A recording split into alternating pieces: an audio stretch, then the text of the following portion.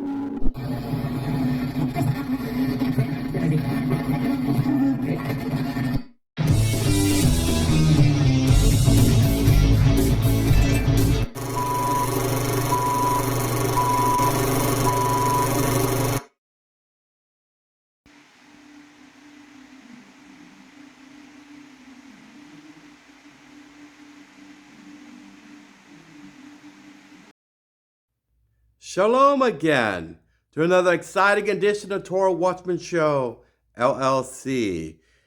None other than your humble host here, Reb Yaar ben-Emmett, hailing from Kent Mill, a small Orthodox Eruv located in Silver Spring, Maryland, United States of America. First of all my love and kisses to all my beloved brothers and sisters. I am joining your tribe as I speak among the Karaite nation of Jews.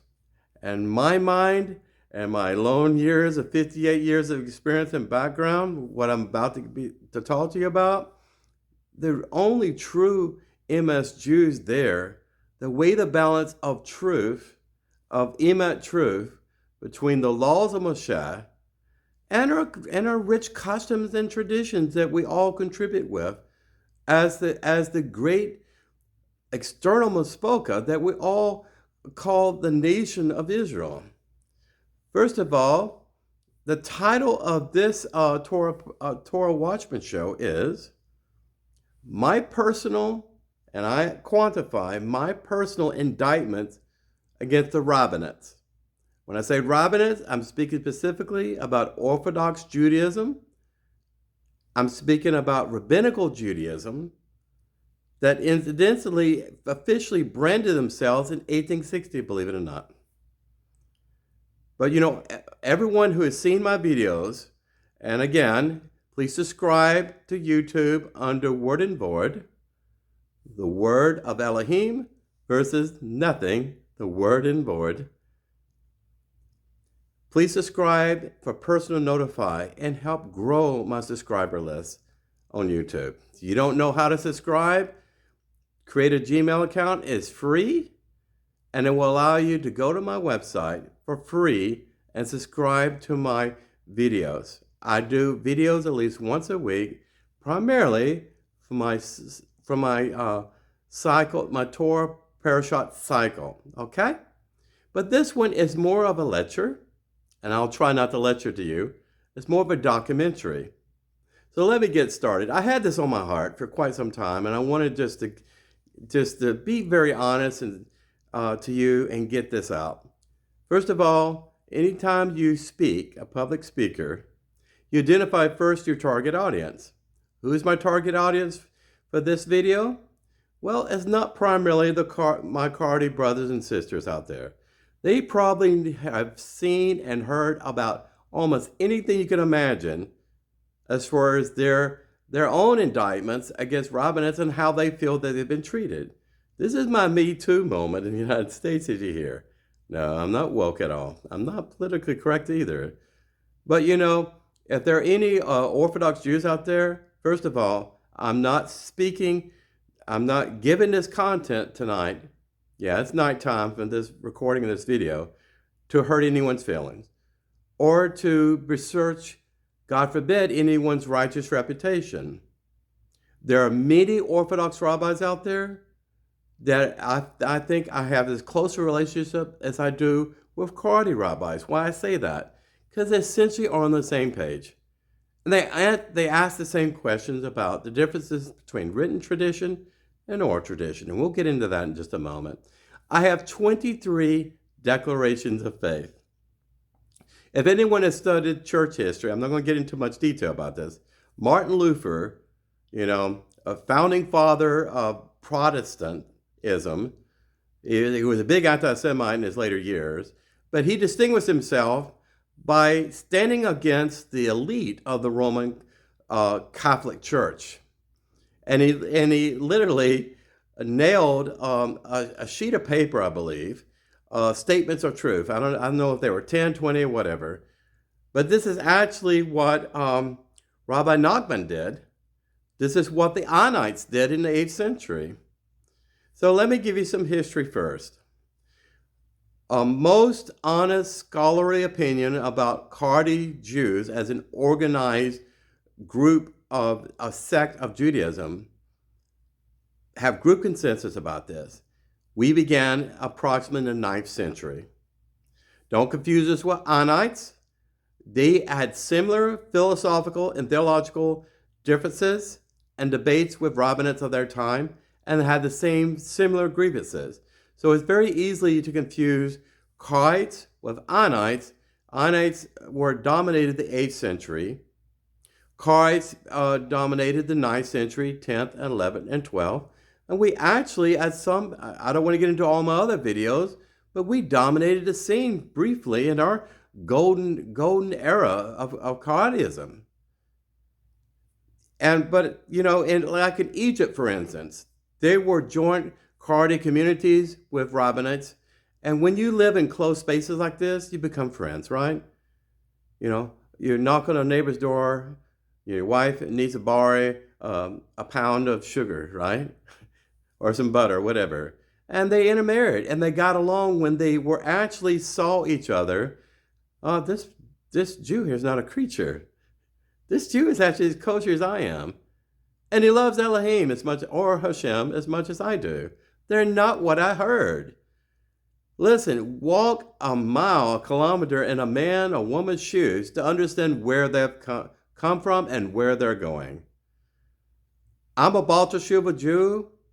When I've discovered, hard science, Jewish ethnicity on both my mother's and father's side. First of all, it was my father, my paternal line. I knew without a doubt it was there. I had a sixth sense when I was a child that I was born out of space and time, and I was born in the wrong family. But, I was not born with the creature comforts of most Jews. No cheder, no yeshiva, no formal Jewish education other than what I read in books. And along the way, I had a lot of Jewish friends. I had a few Karaite Jewish friends too, and thought they were very unique, very peculiar, and I had a lot of respect for them. I really did. I had a few Karaite friends on Facebook many years ago, and I lost contact with them. I don't know what happened to them. I hope they're okay. But where I'm at today, I would do, 9 years ago, I would do anything for an Orthodox rabbi to befriend me and take me under their tutorship and Orthodox conversion. I couldn't go to sleep feeling clean. That's how bad it was. That's just the way I was indoctrinated. Because everyone told me I was something less than a Jew. And this is not a lecture about Baal Teshuva-ism, But I'm giving you some scope and context as a lead-on story to what I'm about to say. Okay? So I am out of the closet. I know what's wrong with Orthodox Judaism today. Let me say it ain't scientific, and it certainly isn't logical. But, if you believe in the Tooth Fairy and the Easter Bunny long enough, and Santa Claus, you eventually believe in it. You hear these stories when you're a child, unless you check them out yourself. You hear it by a third party or someone who looked like they were an authority figure, like your country doctor or whatever. You believe it, right? But I was like an investigative reporter kind of mind, growing up. I questioned everything. I questioned creationism. I questioned Darwin's theory of evolution. I knew that the truth And the devil in the details are somewhere in between, right? And that's exactly where I'm going to. So let me get started. Number one, probably the worst, at least for me personally, is the discrimination against Baal Teshuva Jews. Now, you would think that, like Chabad rabbis would seek out Baal Teshuva Jews and bring them in the fold. This is true to some extent. If you look like this, if you're Caucasian, and you're not an African American, I'll get into that in a moment, what I'm talking about. But by policy, and I think Rebbe Sneerson is probably turning in his grave what's happening in the Chabadniks of today. They refer to Chabad rabbis at some houses as governors. Yeah, really, governors. And they have a set policy when you walk to the door. We do not convert anyone. We may help you to learn how to rap tefillah.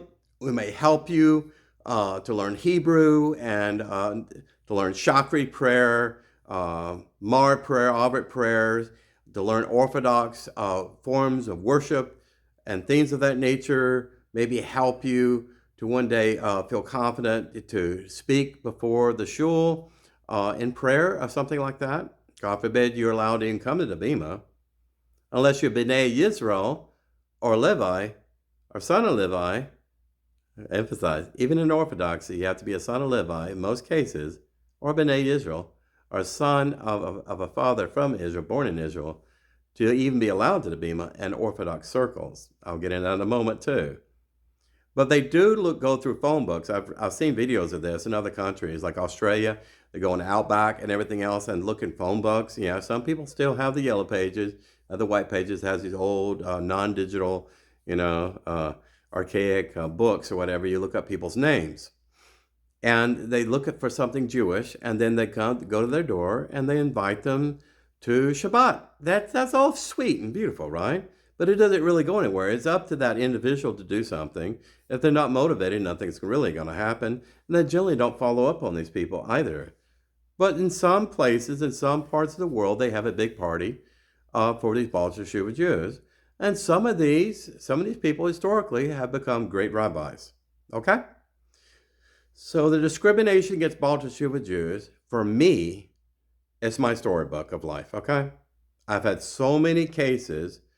I've seen every Orthodox rabbi that is managing a minyan or a synagogue in Kent Mill in Silver Spring, Maryland. It's not a huge city in a huge area, but there are Orthodox rabbis and Orthodox shuls. There's a Chabad house. There are at least 3, maybe 4 Orthodox shuls I can count. Some are more modern Orthodox. Some are a little bit more ultra-Orthodox. Some are just Orthodox. Like Rebbe Sneerson said, they're either observant Jews and non-observant Jews. Anyway. But as far as the discrimination, how do you define discrimination in the Me Too environment we live today? Well, you make me feel threatened, right? You're hostile to me, right? You treating me like I'm less significant than you. Why are you more Jewish than me? My father was Jewish. I have proof he was Jewish. You can take a DNA test. You can even go to Jewish Gen. You can even say, I got family members that died in the Holocaust on your father's side. You're not a Jew. And I'll get into that in a moment too. So the framework of this lecture is overt discrimination against Baal Teshuva Jews. We are a form of convert that are coming home to the nation of Israel because we heard the shofar blast on Mount Sinai, Mount Horeb, so many years, 3,500 years ago. It's still happening now. That shofar is still blasting. I've heard that shofar blast since I was a child. It took me 48 years wandering in the wilderness to hear that. And then marry my righteous Eshet Chayil of 9 years, the anniversary coming up, and have a beautiful daughter with her, right? Sometimes bad stories have happy endings. And I'm very happy because, I am embracing my Karaite faith. Number 2, premeditated discrimination against converts. I already just told you before about policy. This wasn't Rabbi Sneerson's policy. This is something that occurred since the 1960s, 70s. since Robert Sneerson of blessed memory passed away. They don't want to get involved in that. And I want to be fair. In Judaism, we don't evangelize like Christians. We have people running to us to say, how do I become a Jew? But I would say there are more Orthodox rabbis and their synagogues. They have a closed-door policy to conversion than any other. If you say I was converted through a conservative Judaism, they say you're not Jewish. You need a full Orthodox, Orthodox conversion sanctioned and approved by 3 rabbis, and you have to go through their boot camp, and you have to live forever in the Erev, and you have to sell your house and never drive your car again on Shabbat. Well, that's me, but it didn't go anywhere. Okay, but still, there's some rabbis that will agree to Orthodox. Some of them are not licensed, to be fair, in their yeshivas, but some of them make a lot of money doing it too. They have virtual and things of this nature. It's easier for a woman to convert to Orthodox Judaism than a man. Far easier. Why? Because a woman's not expected to know anything. Really. You're not expected to read the Torah. You're not expected to ever go to Bima. You're not expected to read anything other than your book of Psalms, right? And maybe speak a couple words of Yiddish, make a challah loaf, and light Shabbos candles. That's pretty much your life. Or have babies, squeeze out babies left and right. That's pretty much your purpose in Orthodoxy, right? I'll get to that in a moment. Ignorance, general ignorance is amazing. B'nai Noach. Now, this is not a new term. It's been around, I would say, 40, 50 years at least, 60. This is an international movement. It's a growing leaps and bounds. I think it's probably one of the fastest growing world religions they are. When I say it, I say among my conservative Jewish friends, I go to a conservative shul. I left Orthodoxy years ago because it makes me feel closer to Karaite Jews because there's no Karaite synagogues next to me. The biggest one is the headquarters. It's in San Francisco, California. I wish I could visit sometime. But anyway, as far as B'nai Noach and in conversations during Kiddush meal and everything in Shabbat, they don't know the word Noach. They know Noah. When you speak Hebrew, Noach, they don't know what you're talking about. As far as B'nai, sons, of Noah, well, we're talking about Shem, Ham, and Japheth, and we're talking about those people who have left polytheism and have come home to strict, pure monotheism. This defines Karaitism, by the way, too. Excuse me. Because we don't put anything upon the face of Elohim. We really don't. I get that in a moment. So a lot of people ask me, what are B'nai Noach? What are these Noahides? I even had an Orthodox rabbi. He's been a rabbi for 50 years. He lived in Kenya for 50 years. Did not know what B'nai Noach, what that term was. He could care less that there were Noahides in Andhra Pradesh, India. He could care less they were in Arizona. He could care less that they were in Switzerland and Sweden and Denmark and those areas. He could care less that they were there. He could care less that there were black Jews living Orthodox pure lives in Emmet Truth and Uganda. They could care less. They don't know anything outside of their reclusive environment, outside their clique. And I'll get to that in a moment. So, number 4, discrimination against special needs Jewish children. Oh my, obey. God forbid. Well, I have a special needs child. Her name's Elior Shira. And she's 6, going on 7. She just entered 1st grade. Now, what I'm about to tell you is not a unique story at all. Because I've talked to many other parents that face the same situation. I had my Jewish daughter, born of a Jewish mother. Every Orthodox rabbi recognizes that, by the way. And I paid good money for her to go to Jewish school the past year. But, about midpoint, about 3/4 of the way, they said, we're going to have to flunk your daughter from kindergarten. I said, why? I said, well, she's running behind schedule. She has reading comprehension issues. So her testing is not up to muster. And they don't have PTO, PTA groups like public schools do. And they just wait till the last minute and dump this in your lap. I said, what's going on?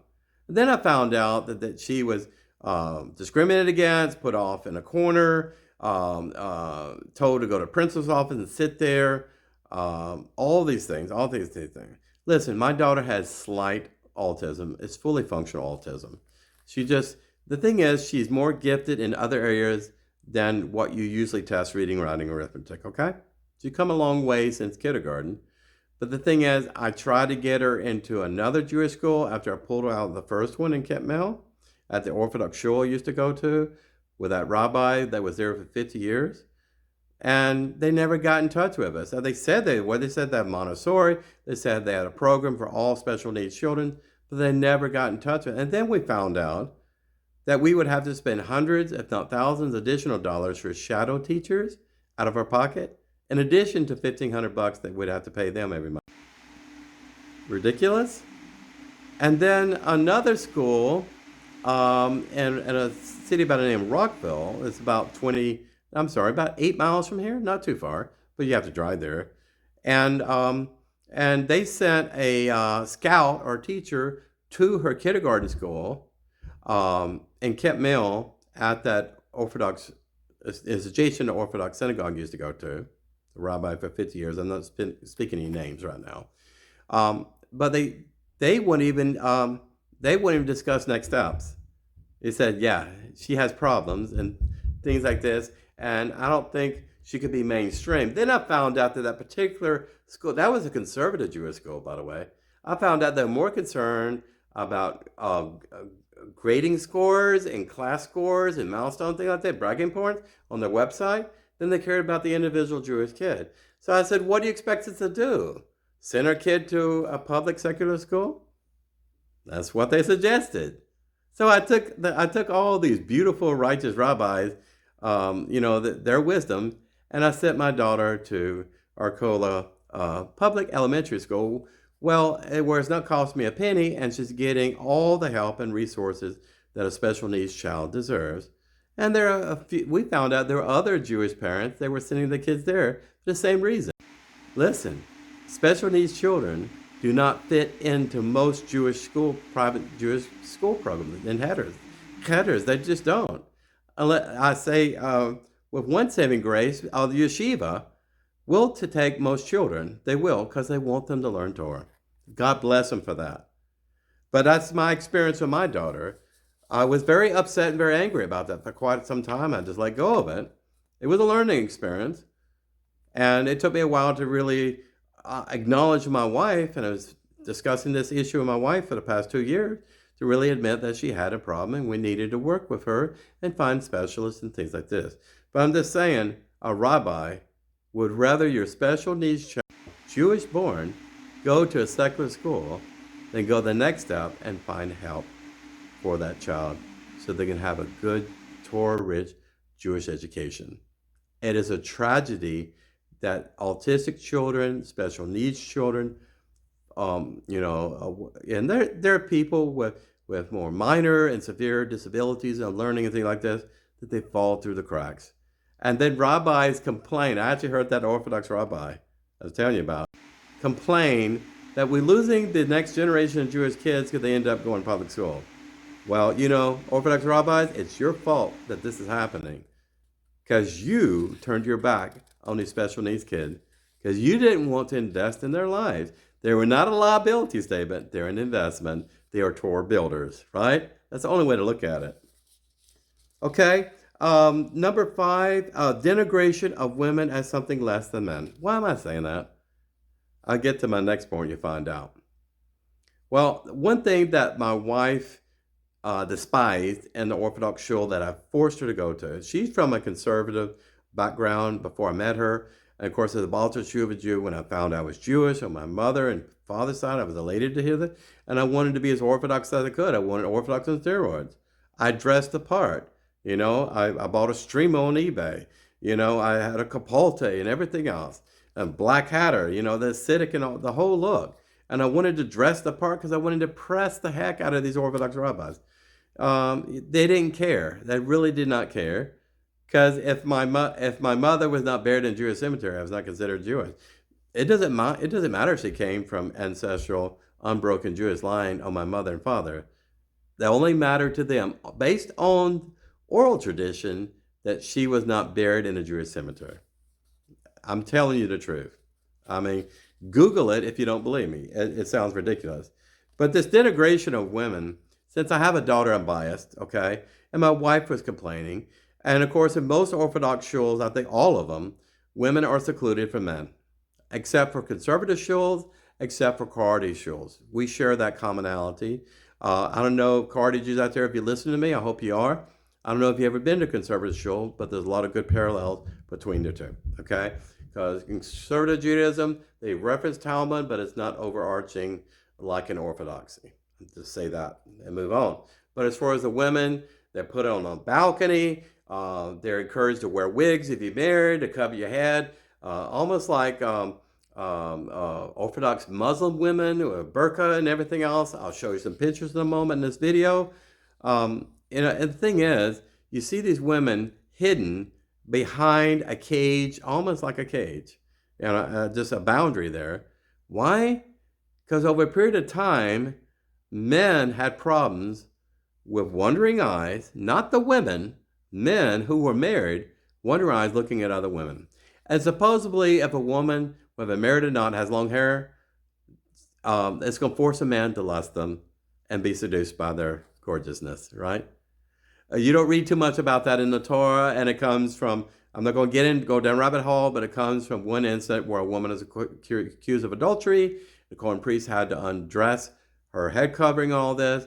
And Rashi went on a diatribe and said, well, that means every woman that was married had a wig, and we should presume any woman that's married not wearing a wig or head covering in public as adulterer or someone who's cheating on their husband.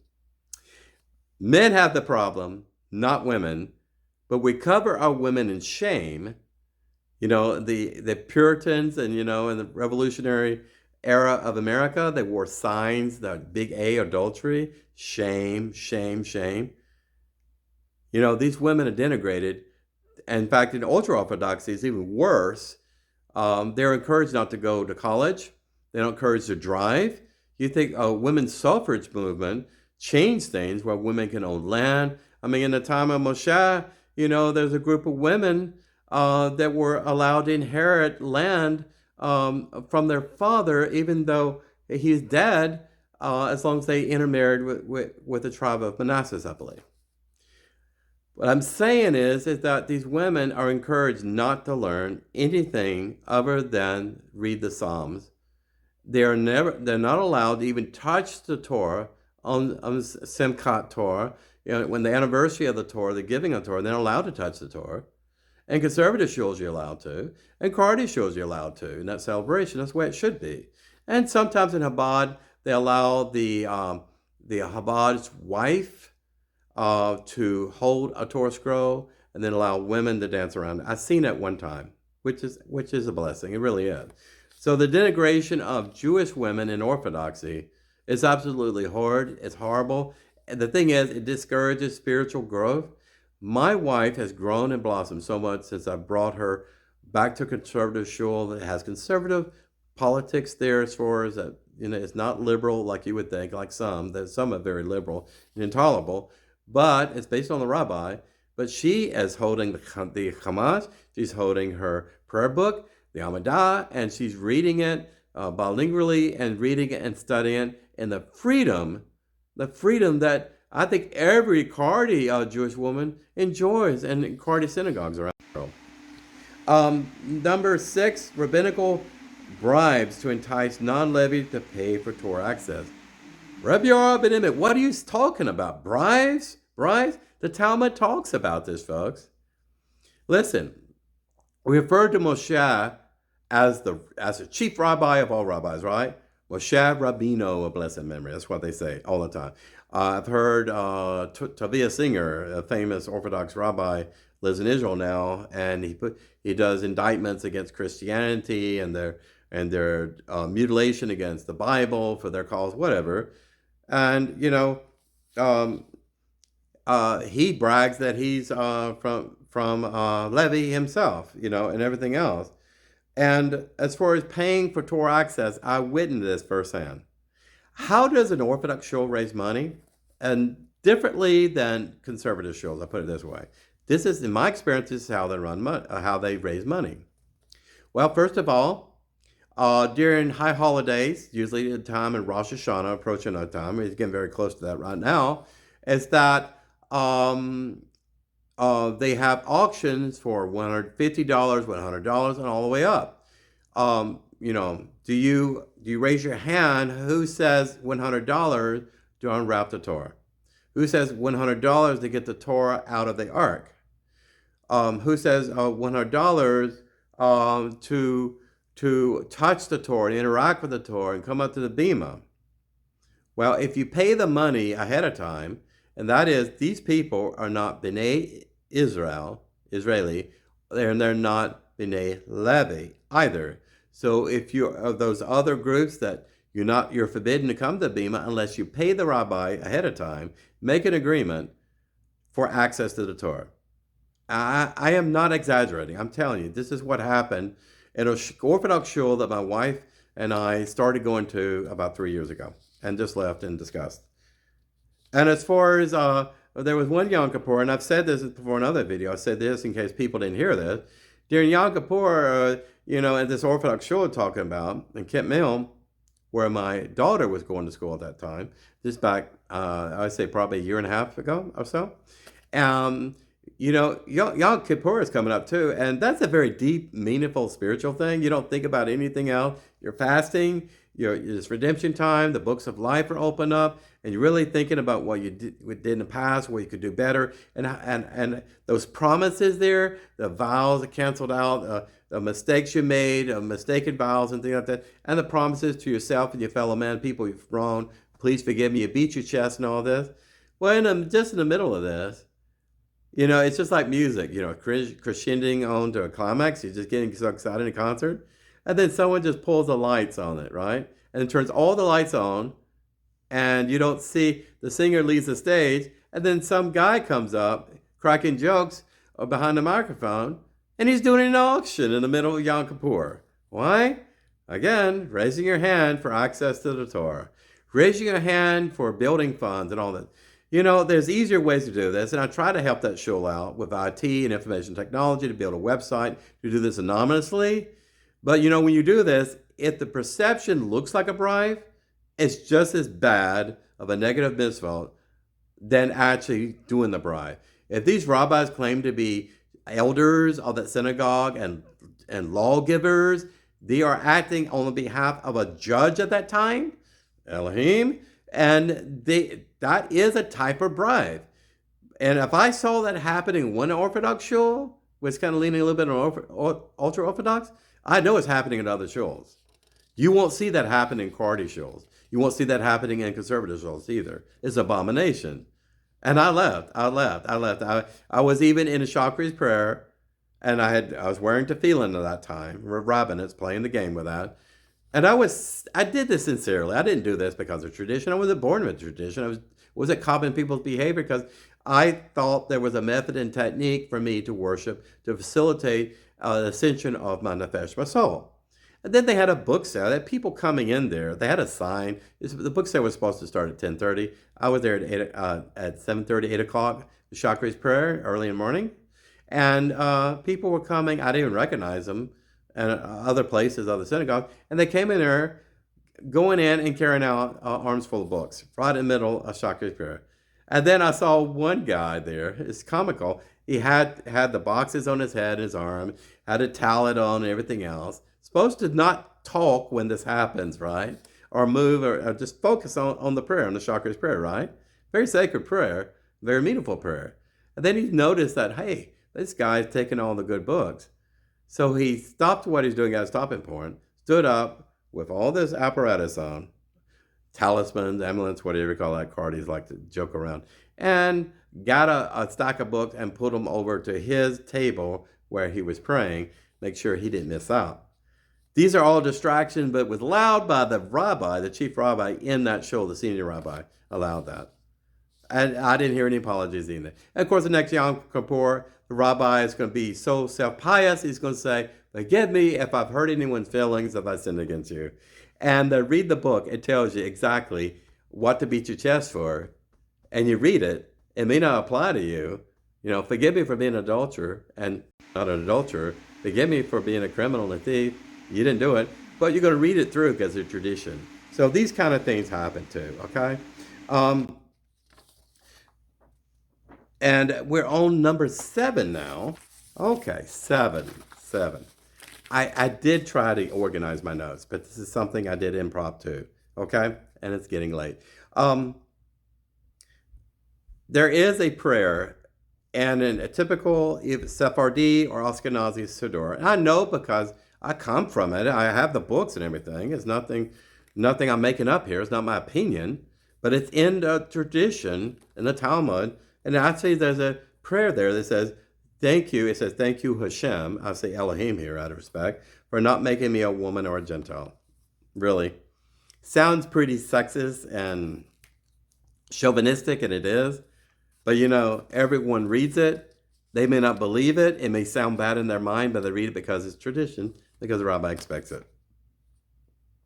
That is my indictment against Rabbinate Judaism. As a Baltic Jew, these are all the reasons we got to critical mass that I left Orthodox to be good. I even took the $300 streamel that I love, $400 streamel, I bought on eBay from Borough Park around Brooklyn. I gave it to one of my best friends. He's a rabbinate. Yeah, I have friends that are rabbinate, and I love them as brothers. I gave it to him, and he said, why are you giving it? It means a lot. Yeah. I said, but you would appreciate it now more than me. That's not me anymore. And I found out it offended people, and it really did offend some Karaite Jews. And I tell them I was transitioning and said, you're inconsistent, you're hypocritical, and I agreed with them. So I got rid of all these things. I did. I got rid of them. And because I don't want to be associated with people that denigrate women or Gentiles or Noahides or converts or anyone else that's less than Orthodox conversion that they don't consider quite Jewish. It's almost like in the 1960s or whatever, there were issues and repatriated slaves in America that a black man in America at one point was known as being 1/3 of a human being. So that's justification for a rich white slave owner to treat them with brutality. That's what I'm talking about.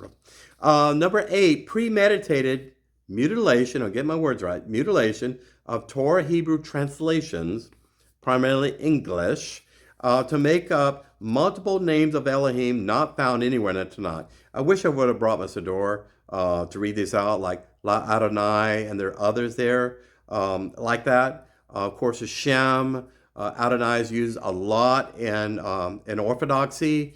Elohim is used rarely, instead of some of the very oldest prayer, like I believe in Havdalah prayer, he says Elohim there. But most of the time it's Hashem. They never say Jehovah. Why? Because they're afraid to say those words. Why? I don't know. They're not afraid to say the word of Moses, and we may have gotten his pronunciation wrong either, too. But I think it's pretty important that Elohim wanted to get his name right. I mean, he spent a lot of time and effort bringing Moshe up and down the mountain for 80 days and nights, and to get the word correct. I mean, Moshe said, who are you, Elohim, in a burning bush, that I'm going to tell the people of Israel who sent me? And Elohim said, you will say that I will be who sent you, the God of your fathers and mothers who sent you. And that's Jehovah. And I don't want to get in Masoretic text, it's about 40% wrong in some cases, and some people are still debated today if it's right. The Masoretic text, of course, are guesstimates on the exact or expected pronunciations of ancient Hebrew. Ancient Hebrew does not have vowels at all. And if you read the giant Isaiah scroll in Jerusalem, it's there in exhibit. It's about 2,200 years old. Has no vowels in there. You'll find them in the Qumran caves and Dead Sea Scrolls and those parchments. That's how we learned about previous rabbis and scribes, how they pronounce certain words, okay? Like shin and sin and all of this. It's only one letter in the Torah, but we differentiate between a sha sound or more of a sa sound like snake or whatever. I don't want to get into all this, but I'm just giving you a couple of examples here. It's that the more I learned Hebrew, I wasn't born a Hebrew in my tongue. I did not. I had to pay an Israeli to teach my wife in Hebrew. She did not know Hebrew. She knew some Yiddish, did not know vernacular Hebrew, did not know how to read the Torah, and didn't know how to read a Chumash in Hebrew. And we've come a long ways in 9 years. And we're teaching this to her daughter, too. And as I learn more Hebrew, I translate it myself to English, and I look at the translation in the Siddur, and it's completely wrong. It's completely wrong. Even our Shema, Shema uses a yod, a holy yod, for Jehovah. It doesn't say Adonai. There's so many other examples, of phrases, sacred phrases where you really pay attention. You speak it very seriously, very slowly, very carefully, methodically. And then the English translation, if you don't understand the Hebrew and can't follow along, like me, I read Hebrew fairly slowly. But I read the translated text to follow along with it. I want to understand what I'm reading Hebrew. And the words are completely different. And when it comes to speaking to my Tati, when it comes to speaking to my divine creator, who breathed my nefesh in me, who made me a sentient creature and not a monkey hanging from a tree by the tail, I want to call my Father, my Elohim, Jehovah, the right name. And if I'm wrong about pronouncing it, he's not going to strike me dead. If I'm wrong, it's because the Masoretic text is wrong, right? Or I'm mispronouncing something in Hebrew. I'll just give you a note quickly that Jehovah, our God, Hashem, Adonai, whatever you want to say, loves us so much. King David referred to Jehovah left and right. The Moabite, a convert to Judaism, Ruth, who was a great-grandmother of King David, referred to Jehovah. She said, Asher Elohim Jehovah to Naomi, I want your God to be my God. And if a Moabite convert to Judaism said that so boldly and courageously, what's wrong with you and I saying that word? And why'd I have to hide it inside of a mezuzah box, in the front of my door? Why'd I have to wait until Yom Kippur to whisper that name? Why am I whispering? Why am I not shouting on mountaintops? I don't abuse the name of Jehovah. I don't take the name in vain.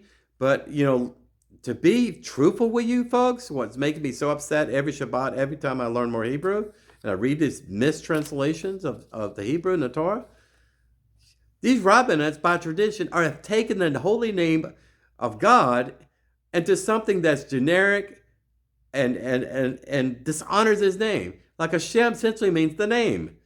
What is the name of that child? What's the name of that movie? What's the name of that delicious food at that Mexican restaurant? What's the name of your wife? What's the name of that show I loved on TV last week? So literally the word, the name, is all these Rabbinates can do to honor and worship the divine creator, God, who created the heavens and the earth, Bereshit.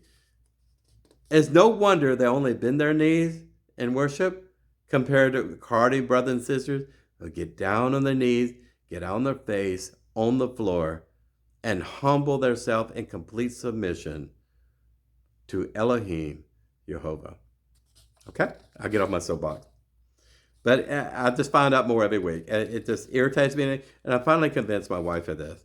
That's not right. I mean, I think we need to speak 100% Hebrew in our home when we talk about God. And talk about anything in worship experience, we should be speaking Hebrew. And not something that's made up. It's not divine. Also, 9, overt discrimination against all other sects of Judaism other than Orthodoxy. I always told you about this.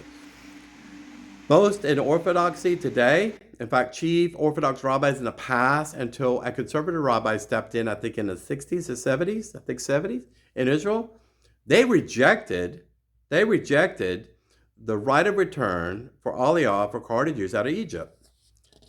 Why? Because they traced their parentage, their sense of Jewishness from their father, not their mother necessarily. It's in the good books, in the Torah and the Tanakh. It's been like that for, 1,500 years until 2,000 years ago, some rabbi in the first century decided to change it to the mother. And it became tradition and became divine equal to the Torah because the oral tradition, right, was given on Mount Sinai. It's just a small little oversight Moshe forgot to tell people.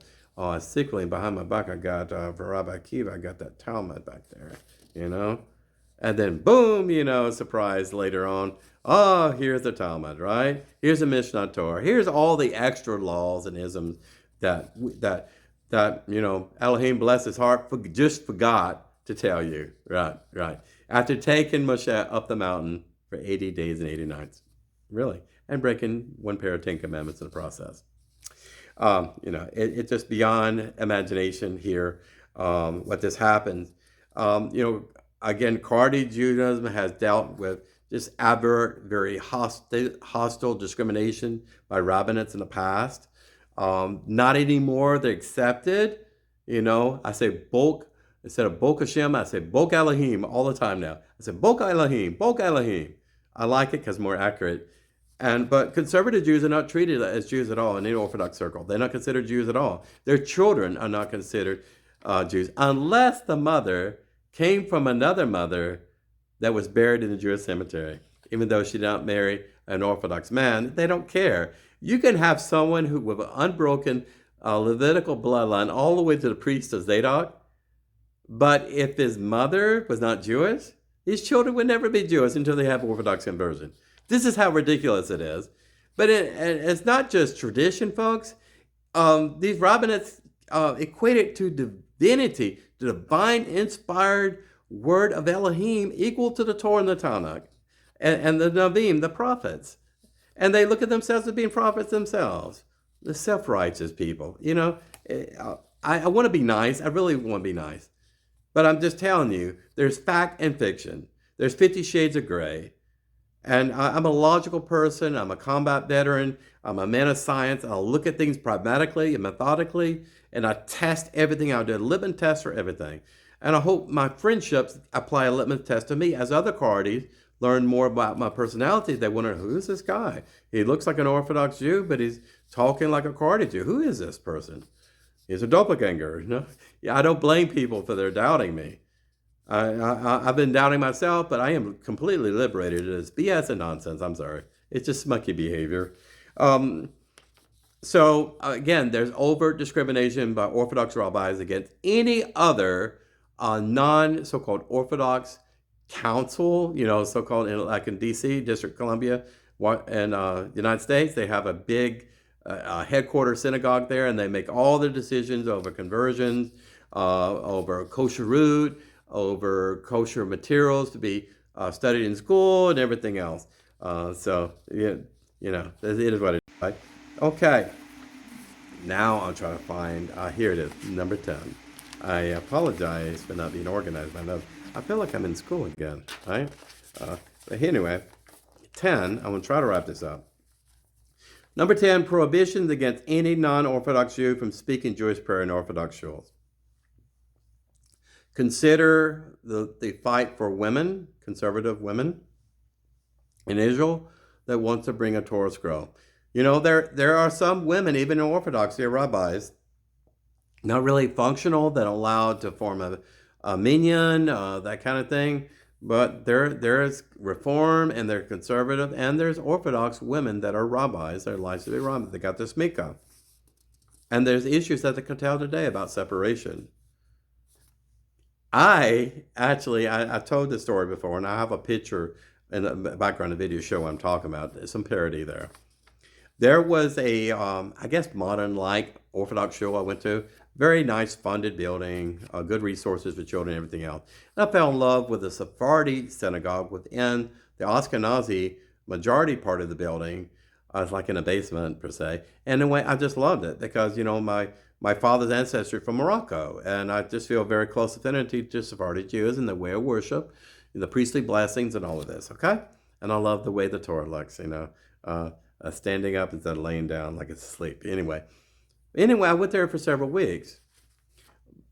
Quickly, the rabbi of the Ashkenazi, the manager of that shul, the organization there, he was talked to by the Sephardi rabbi because he said, "Who is this new red-haired Jew here? He looks very well. He looks very interested. He's a new person. Do you know who he is? I would like to get to know him better."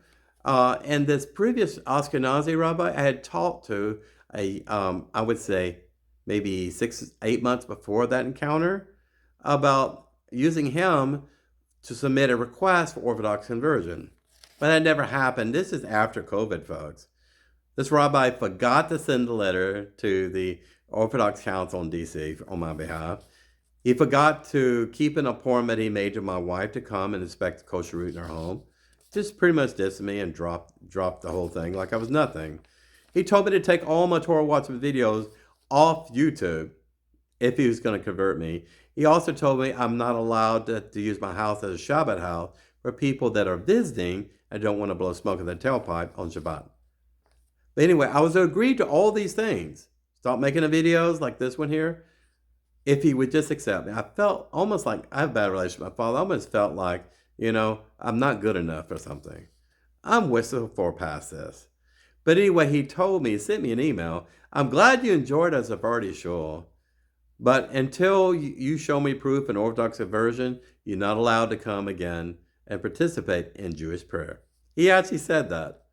So if I was a Reform or Karaite or conservative Jew or Reconstructionist Jew or a Noahide coming in there, and I brought the proper prayer books, I brought the proper material, I behaved myself, I kept to myself, did not get in people's way or anything like that.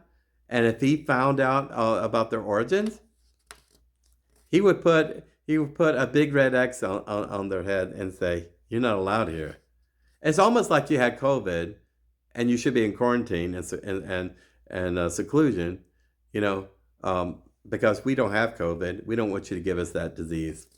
It's just like the disease that keeps on giving. Yeah, it actually happened to me. It made me quite upset during that time. I got past that because I did a video and embarrassed that rabbi. Listen, I don't do anything out of hate or anger.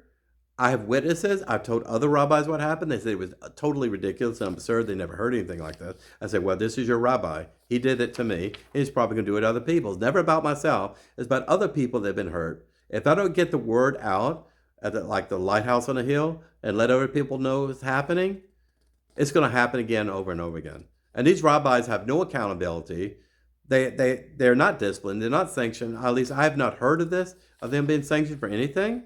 And they just keep on the status quo and hurting, offending, and discriminating with their subtle form of bigotry against any Jew that's not Jewish enough for their comfort zone, for their clique. Number 11, favoritism and biases among fellow Jewish members. Folks, to be fair, this happens among every shul. Some shuls are worse than others, but the Orthodox shul I used to go to where my daughter was going to that school, and I told you about the shenanigans with the auctions and high holidays and everything else. There were definitely social cliques there. In fact, I had one Baal Teshuvah Jew. He was actually born of a Jewish mother, but he just came back to Orthodoxy. He said, very careful, Keith. That's my Latin name.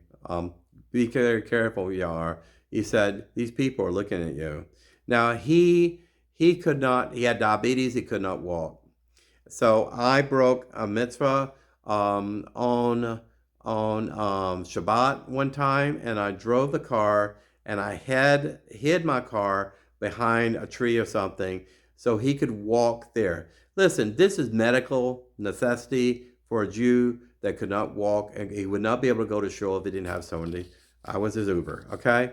He said, be very careful. You see those people there? They're looking at you. And it's true. I even had some people there in that shul. A young whippersnapper, yeah, that's what they call it in the South.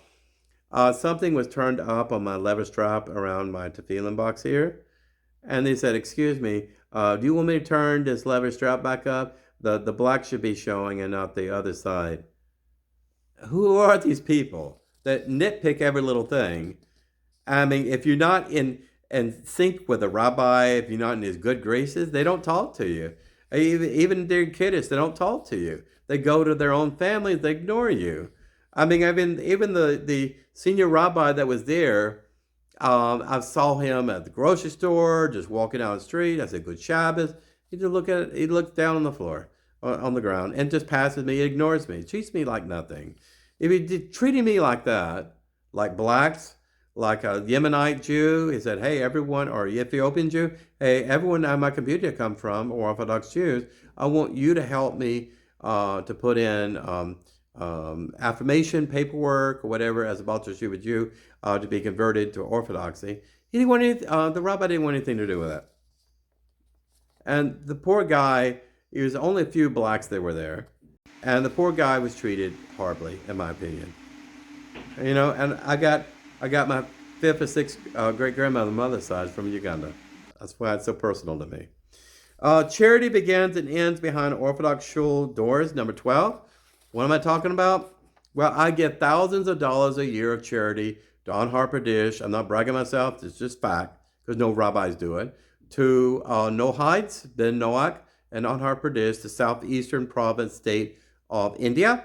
And also I give a lot of money to buying malaria nets, chlorine for the bad water there, clothes, yarmulkes, rebuilding their shul that was torn down for a tropical storm. I give all this money there. I do it because I love these people that give me anything in return except a smile. They said, thank you, Rabbi. I am not technically a rabbi through Orthodox Smicha, but their Orthodox Council in Uganda recognizes me as a rabbi. I got a license there to operate as a rabbi without borders there, and they consider me that way. So I give charity there outside of my shul. Of course, I have membership. I give my percent, yard site donation, things like that. In my current conservative shul, I do all of that too. But as far as charity, I bring this up in the past to these Orthodox rabbis. They don't want anything to do with it. They really don't. I say, can I pass out this card, this pamphlet here? They don't want anything about it. They don't want doing it. I contacted Chabad in the capital. I can't remember the city, and you gotta forgive me, Sapporo or something. I cannot remember the name. Not Malbal, but the capital of Uganda. There's at least 2 Chabad houses there, all white, by the way. They're all white, and they didn't want to work with me. I said, I want to give the money to you, so you can send the money to them. They need rice, they need grain. They didn't want to talk to me. People starving to death. They don't have kosher food for Shabbat. They don't have special food for Pesach. They don't have anything for holidays. You know, they don't have anything. And I try to let these people know, and they just don't talk to me and like WhatsApp or whatever. That's my personal experience. Now, the Orthodox rabbi I used to deal with when I first moved to Kent Mill from Fairfax, Virginia, to when I first attended there about 3 years or more. They had tzedakah boxes, of course. During high holidays, you raise money for charity. I don't know where that happens to money. There's poor Jews there that are disabled come there, and I give them money. I don't know where the money goes. And the rabbi, they were trying to raise money for $10,000 for a new bookshelf and everything else. You know, that's all needful and everything else. But they don't talk about raising money for poor Jews in Kent Mill to pay their rent, right? There's some people that can't pay their rent. There's some people that have to bunk with a fellow family in the same house just to make inmates. And I tell them, I said, these are needs. There's a couple of Orthodox women, I don't want to mention names, but she actually was inspired and touched by some of these people I was talking about. She sends me checks, and I put it in my bank account, and I give her a statement when I send the money Western Union to these needy people. But charity often begins and ends behind Orthodox shul doors. That's where the love begins and ends. That door's shut. You have to wait until next Shabbat to see that love. I don't mean to be mean, but this is my personal experience. I don't know what your personal experience is. At the end of this video, I'm going to ask you to please send me your feedback at ben-Emmett@gmail.com, and please let me know what you think about this content and see if you can relate to this personally.